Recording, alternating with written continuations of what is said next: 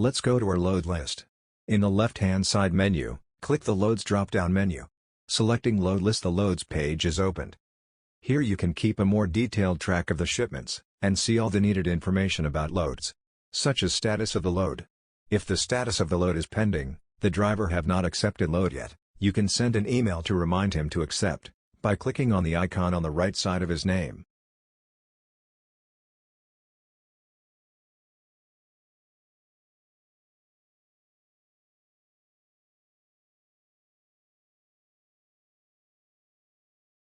If the driver has added his phone number, you can chat with him or her easily, by choosing the chat option from the load list. Click the chat icon next to driver information in the loads list. The chat with the selected driver will be opened, and you can send messages and attach files.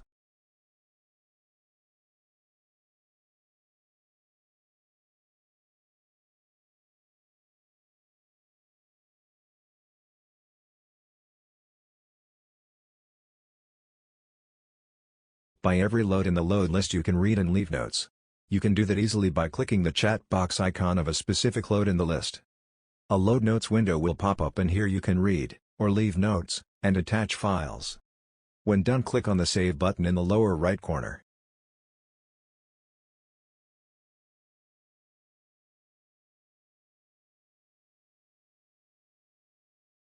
On the right side of the load list, right next to the Notes button, is the three dots menu. By clicking the three dots, a drop-down menu will show. By clicking the View Details option, from the three dots drop-down menu, a new page will be opened, containing 3 tabs, Status, Details and Tracking Source, and a map, allowing you to see live tracking of the load. In the Status tab you can see the current status of the load. In the Details tab you can see trip and load information.